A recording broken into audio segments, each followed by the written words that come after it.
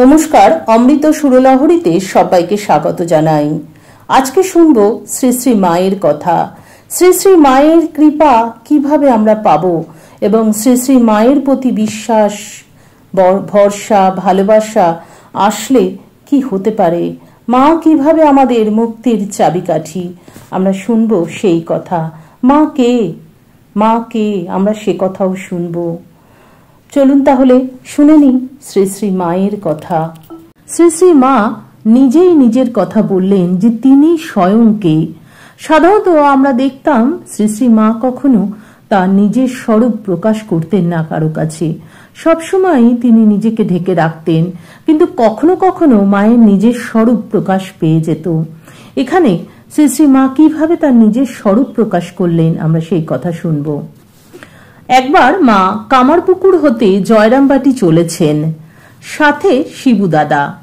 শিবুদাদা তখন ছেলে মানুষ, তিনিও কাপড়ের বোঝকা নিয়ে সঙ্গে চলেছেন।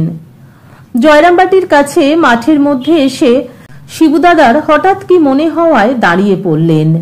মা কিছু দূর গিয়ে পিছনে কারো শব্দ না পেয়ে ফিরে দেখেন শিবুদাদা দাঁড়িয়ে আছেন। তাই সবিস্ময়ে বললেন, ও কি রে শিবু, এগিয়ে আয়। শিবুদাদা ছিলেন শ্রী শ্রী মায়ের মেজ ভাসুর, মানে ঠাকুরের মেজদার ছোট ছেলে। রামলাল দাদার ছোট ভাই ছিলেন শিবুদাদা। শিবুদাদা বললেন, একটি কথা বলতে পারো? তাহলে আসতে পারি। শ্রী শ্রী মা জিজ্ঞাসা করলেন, কি কথা? শিবুদাদা বললেন, তুমি কে বলতে পারো? শ্রী শ্রী মা উত্তর দিলেন, আমি কে? আমি তোর খুড়ি, মানে কাকিমা। শিবুদাদা বললেন, তবে যাও, এই তো বাড়ির কাছে এসেছো, আমি আর যাব না। তখন বেলা প্রায় শেষ হয়ে এসেছে। বিব্রত স্বরে মা বললেন, দেখো দেখি, আমি আবার কে রে? আমি মানুষ, তোর খুড়ি। শিবুদাদা উত্তর দিলেন, বেশ তো, তুমি যাও না। শিবুদাদাকে নিশ্চল দেখে মা শেষে বললেন, লোকে বলে কালী। শিবুদাদা বললেন, কালী তো ঠিক? মা বললেন, হ্যাঁ। শিবুদাদা খুশি হয়ে বললেন, তবে চলো, বলে সঙ্গে সঙ্গে জয়রামবাটি আসলেন।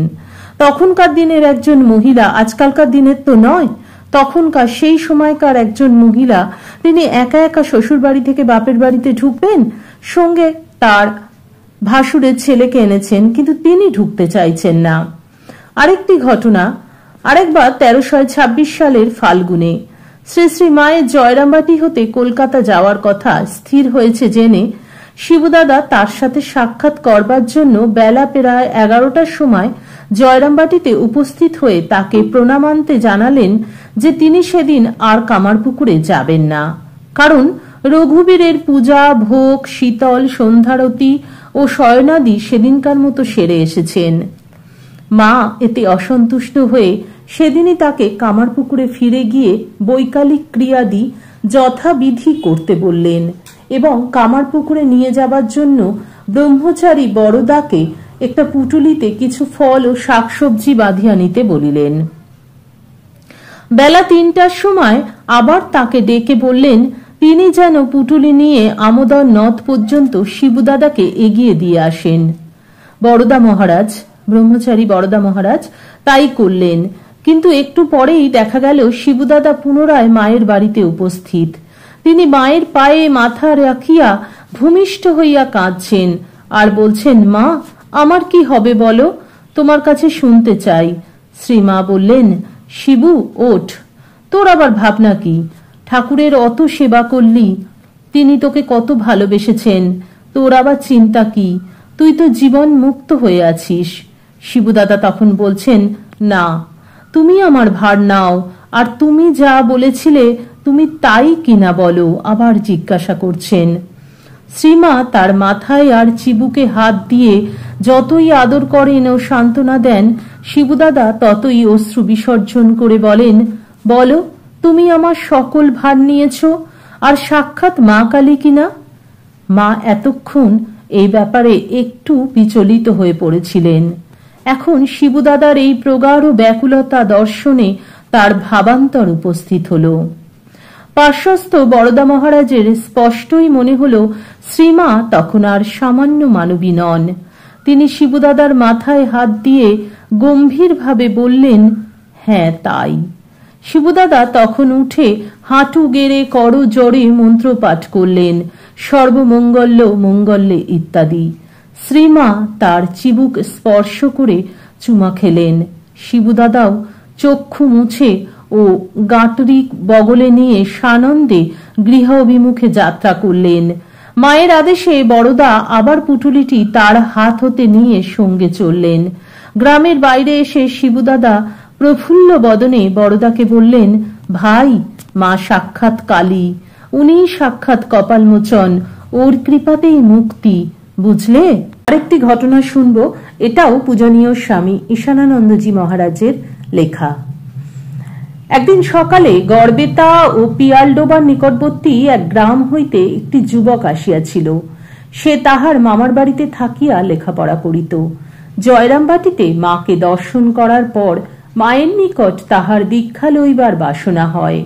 ওই দিন দুপুরে মাকে ওই বিষয় প্রার্থনা জানাইলে যুবকটির পরিচয়াদি অবগত হইয়া শ্রী শ্রী মা দেশে বাগদি ছেলেকে দীক্ষা দিতে একটু ইতস্তত ভাব দেখাইয়া বলিতেছেন, তোমাদের কুলগুরু আছেন তো, আর এত তাড়াতাড়ি বা কেন দেশে? মানে যেহেতু জয়রামবাটি একটু গ্রাম্য, কেউ যদি কিছু বলেন সেই জন্য বাগদি ছেলেকে মা দীক্ষা দিতে একটু ইতস্তত করছেন। মা তখন বলছেন যে এত তাড়াতাড়ি কেন, আমার শরীর তত ভালো নয়, বড় ঝামেলায় আছি, না হয় কলকাতা গেলে তখন সেখানে দীক্ষা হবে। যুবকটিকে মা বলছেন যে কলকাতা যাই, সেখানে গিয়ে দীক্ষা দেব। মা এই সকল কথা বলিতে থাকায় উক্ত যুবকটি বলিয়া উঠিল, হ্যাঁ মা, বুঝতে পেরেছি, আমি বাগদির ছেলে কিনা, তাই বাগদির মা হতে একটু কিন্তু করছেন, কিন্তু সেই তেলোভেলোর মাঠে আপনার বাগদির মেয়ে হতে কিছুই বাঁধেনি। তেলোভেলোর মাঠে সেই ডাকাতের মেয়ে হয়েছিলেন মা। ডাকাত জিজ্ঞাসা করছেন, কে যায়? মা বলছেন, আমি তোমার মেয়ে। এক কথায় উত্তর, আমি তোমার মেয়ে। কৃপা করতে গিয়েছিলেন মা। কৃপা করার জন্যই মায়ের ওই পায়ে ব্যথা, জয়রামবাটি থেকে যখন তিনি দক্ষিণেশ্বরে যাচ্ছিলেন, মায়ের পায়ে ব্যথা, পায়ে ওরকম রক্ত বেরোচ্ছে এবং মা চলতে পারছেন না, কারণ ওই বাগদি স্বামী স্ত্রীকে মা কৃপা করবেন তাদের সন্তান সেজে, তাদের মেয়ে সেজে, এবং মা তার রূপ দেখিয়েছিলেন। তো সেই ছেলেটি তখন বলছে যে তেলোভেলোর মাঠে আপনার বাগদির মেয়ে হতে কিছু বাঁধেনি। মা একটু হাসিতে লাগিলেন, কিছু বলিলেন না। একটু পরে বলিলেন, আচ্ছা বাবা, কাল সকালে স্নান করে তৈরি থেকো, ঠাকুরের পুজোর পর এরা তোমাকে ডেকে আনবে। পরদিন ঠাকুর পুজোর পর মা আমাদিগকে বলিলেন, মানে ঈশানানন্দজি মহারাজ বলছেন যে আমাদেরকে বললেন ছেলেটিকে ডেকে আনো। ওই দিন সকালে কালী মামা হলদিগ্রামে দোকানে গিয়েছেন। নলিনী দিদিও ওই সময় স্নান করিতে বাহির হইয়া গিয়াছেন। উহারা জানিতে পারিলেই হরিচই করিতে পারেন। মায়ের এইরূপ আশঙ্কা ছিল, কারণ কালী মামা আর নলিনী দিদি ছিলেন একটুখানি অন্যরকম বাড়িতে। সব ভাইরা, ভাইপো ভাইজিরা প্রত্যেকেই কিছু না কিছু পিসিমার কাছে চাইতেন, মানে একটা অন্যরকম পরিবেশ ছিল মায়ের বাড়িতে। যেরকম আমাদের সংসারে পরিবেশ থাকে সেই রকম, যে মা যে স্বয়ং জগদ্ধাত্রী এসেছেন সেই ভাবটাই ওরা নিতে পারেননি।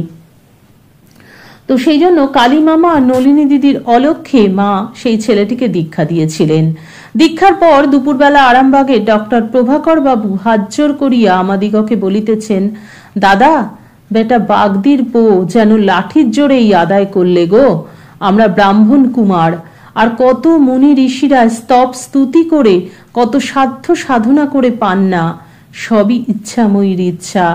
দয়া যে কার উপর কখন কিসে হয় তিনি জানেন দাদা। ছেলেটি পরেও জয়রামবাটিতে মায়ের কাছে আসিয়াছিল। এই ছেলেটিকেও মা কেমন করে কৃপা করলেন। মায়ের কৃপা একমাত্র এ জগতে মাই পারেন আমাদেরকে মুক্তির পথ দেখাতে। কামারপুকুরে যুগী শিব মন্দিরের সামনে দাঁড়িয়ে গ্যারিসন সাহেব পূজনীয় স্বামী লোকেশ্বরানন্দজি মহারাজকে প্রশ্ন করেছিলেন, তুমি মাকে দেখেছ?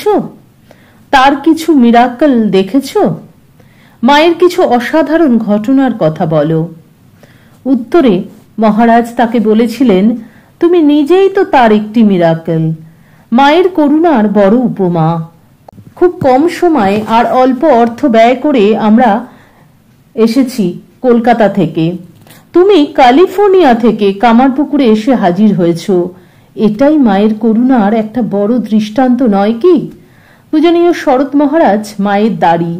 তিনি বলতেন, তো রঙ্গ দেখে রঙ্গময়ী অবাক হয়েছি। আমরাও হতবাক তার লীলা দেখে। রামকৃষ্ণ মিশনের জনৈক বিদেশি সাধুকে জিজ্ঞাসা করেছিলাম, মহারাজ আপনি কেন জয়রামবাটি এসেছেন? স্মিত হাস্যে মহারাজ জবাব দিয়েছিলেন, আমার ব্যাটারি চার্জ দিয়ে নিতে। মা নিজে বলেছেন, জয়রামবাটি শিবপুরী, তেরাত্র থাকলে দেহ শুদ্ধ হয়। আমায় যদি কেউ বলে অমরনাথ ক্ষীর ভবানী যাবে, আমি বলি সব তীর্থের সেরা তীর্থ জয়রামবাটি। যদি পারো সেটি দর্শন করো, ধন্য হবে। এই মায়ের কৃপা যার উপরে আছে সে ধন্য। এবং যে মায়ের এই কৃপার কথা শুনে যার সেই অনুরাগ মায়ের উপরে জন্মায়, তবেই কিন্তু সে মায়ের কৃপার কথা শোনে। এটাও বলবো বারে বারে যে শ্রী শ্রী মায়ের কৃপা পাওয়া কিন্তু এতটা সহজ নয়। যেমন মা সকলের মনে হয় মা সকল সন্তানকে ভালোবাসেন, মা কিন্তু সত্যিই সকল সন্তানকে ভালোবাসেন। শ্রী শ্রী মা নিজে মুখে বলেছেন, আমার দয়া যার উপর নেই সে নেহাত হতভাগ্য। আমার দয়া যে কার উপর নেই তা বুঝি না, প্রাণীটা পর্যন্ত। যারা এসেছে, যারা আসেনি, আর যারা আসবে, আমার সকল সন্তানদের জানিয়ে দিও মা, আমার ভালোবাসা, আমার আশীর্বাদ সকলের উপর আছে। কিন্তু মায়ের প্রতি সেই অনুরাগ, সেই ভালোবাসা জন্মাতে যে সময়টা লাগে, সেই মায়ের কৃপা যতক্ষণ না হয় ততক্ষণ কিন্তু হয় না। আর সেই অনুরাগ ভালোবাসা না জন্মালে কিন্তু কেউ মায়ের কথা শোনে না। মায়ের হাতেই আছে মুক্তির চাবিকাঠি। মায়ের সঙ্গে থেকেও মায়ের ভাইজিরা, রাধু দিদি, মাকু দিদি, নলিনী দিদি, তারা কিন্তু মাকে চেনেননি। কিন্তু শিবু দাদা মাকে চিনেছিলেন। মাকে চিনেছিলেন গিরিশবাবু। গিরিশবাবু তার কালী মামাকে বলেছিলেন, কালী মামাও চেনেননি মায়ের যে তার দিদি যে কতখানি, তার দিদির যে কি কৃপা, দিদির কৃপায় যে জগৎ সংসার চলছে তিনি বোঝেননি। তিনি মনে করেছিলেন এ তো আমার দিদি। কালী মামাকে গিরিশবাবু বলেছিলেন, তোমার দিদি যে কি তা তোমরা এখনো চেনোনি, তিনি সাক্ষাৎ জগদ্ধাত্রী। কালী মামা গিয়ে দিদিকে জিজ্ঞাসা করেছিলেন। দিদি তখন মাকে জিজ্ঞাসা করেছিলেন, মা তখন বলেছিলেন, আমি তোদের দিদি। তিনি চিনতে পারেননি, কিন্তু শিবু দাদা চিনেছিলেন। মাকে ধরলে জীবনের সব সমস্যার সমাধান হয়ে যাবে। মাই দেন সেই স্নেহ ভালোবাসা, আবার মাই দিচ্ছেন সেই অভয় বাণী। ভয় কি বাবা, সর্বদা মনে জানবে তোমাদের একজন মা আছেন। এই মা থাকতে আমাদের ভয় কি, এটাই আমাদের সব সময় মনে রাখতে হবে। একটি মন্ত্র, আমাদের একজন মা আছেন, এই মন্ত্রই আমাদেরকে জয় করবে। কারণ মা সাক্ষাৎ জগদ্ধাত্রী, মা দশমহাবিদ্যা, মাই সব, সর্বজীবে মা, সর্বভূতে মা, সর্বত্র মা, মাই এ জগৎ। আশা করি আমাদের আজকের এই আলোচনা আপনাদের খুব ভালো লাগলো এবং মায়ের কথা ভালো না লেগে যায় না। আমারও খুব ভালো লাগে প্রত্যহ মায়ের নানান ঘটনা আপনাদের সঙ্গে শেয়ার করি এবং আমিও জানতে পারি এমন অনেক নতুন নতুন ঘটনা আছে। এবং যারাই মায়ের কৃপা পেয়েছেন তারাই এই ভিডিও শুনবেন আমার মনে হয়, কারণ মায়ের কৃপা না হলে এটা শোনা কখনোই সম্ভব নয়, মায়ের কথা শোনা। তাই মায়ের কৃপা পেতে মায়ের কথা শুনতে থাকুন এবং আমাদের এই চ্যানেলটি সাবস্ক্রাইব করে পাশে থাকুন। যারা এখনো সাবস্ক্রাইব করেননি, সাবস্ক্রাইব করে পাশে থাকুন। পাশের বেল আইকনটি ক্লিক করে রাখুন, তাহলে আমি যখনই কোনো ভিডিও আপলোড করব আপনারা তার নোটিফিকেশন সবার আগে পেয়ে যাবেন। আজকের মতন এখানে বিদায় নেব। মায়ের কৃপায় সকলে ভালো থাকুন, সুস্থ থাকুন, সকলের মঙ্গল হোক, সকলের ভালো হোক। হরি ওম তৎসৎ। রামকৃষ্ণ অর্পণমস্তু। জয় মা শারদেশ্বরী, জয় তু স্বামীজি মহারাজ, জয় গুরু মহারাজ জি।